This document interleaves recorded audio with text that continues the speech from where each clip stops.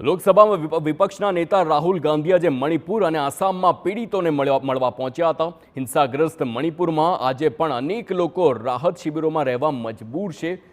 તેમની સાથે રાહુલ ગાંધીએ મુલાકાત કરી અને તેમની વ્યથા જાણી। આ દરમિયાન રાહુલ ગાંધી જરીભામ શરણાર્થી કેમ્પ ખાતે પહોંચ્યા હતા, જ્યાં તેમણે રાહત શિબિરમાં આશ્રય લઈ રહેલા પીડિતો સાથે મુલાકાત કરી હતી। આ દરમિયાન રાહુલ ગાંધીએ હિંસાથી પીડિત પરિવારોની વ્યથા પણ સાંભળી હતી। મહત્વનું છે કે મણિપુરમાં ચાલી રહેલી હિંસાના કારણે હજારો લોકો પ્રભાવિત થયા છે અને લોકો ઘર છોડીને રાહત કેમ્પમાં રહેવા મજબૂર બન્યા છે।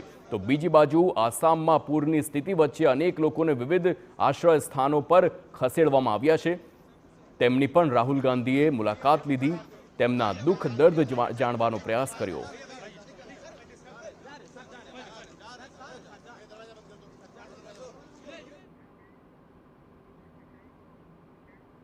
તો રાહુલ ગાંધીની મણિપુર યાત્રાને લઈને રાજકારણ હવે ગરમાયું છે। હવે ભાજપના સાંસદ રવિશંકર પ્રસાદે રાહુલ ગાંધીને નિશાન સાધ્યું છે।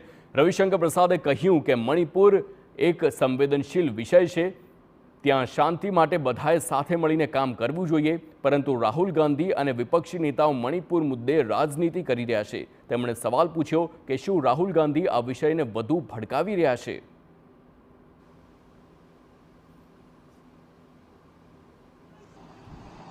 वहां पर अमित शाह जी कितने दिन रहे, वहां राज्य गृह मंत्री नित्यानंद राय कितने दिन रहे।